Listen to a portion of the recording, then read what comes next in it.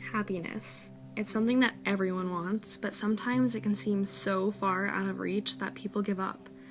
It can seem pointless to fight for when you actually have to work for it. However, I believe that happiness is a choice.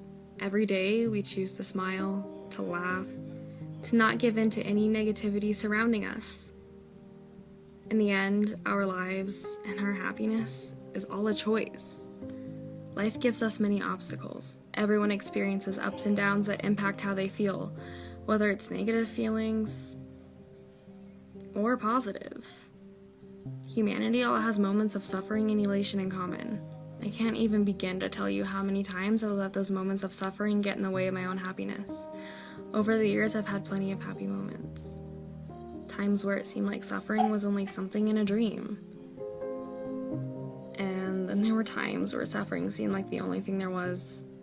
It's funny how negativity can dominate everything in your life.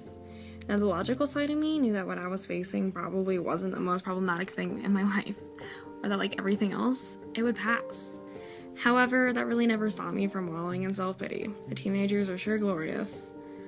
But there came a time where I really had to evaluate my emotions before things got out of hand.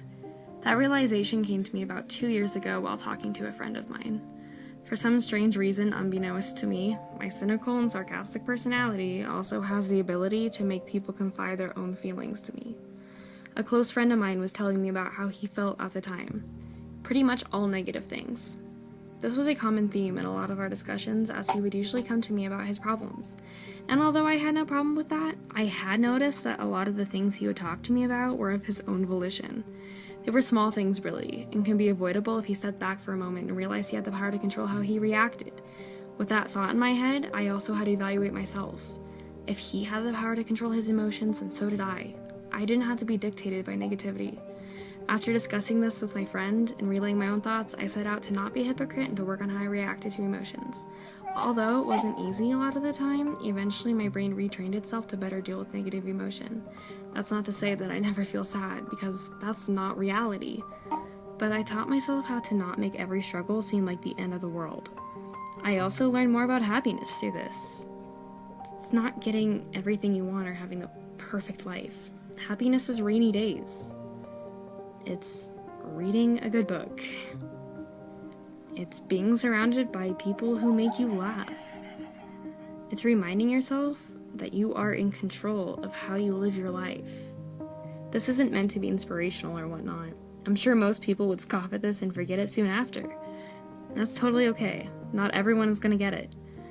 But for anyone else who can realize that the power of happiness is in their hands, congrats to you. Take a breath of crisp morning air, or laugh so hard that your lungs feel like they're on fire. Whatever it is that makes you feel light inside. Because in the end, happiness is a choice.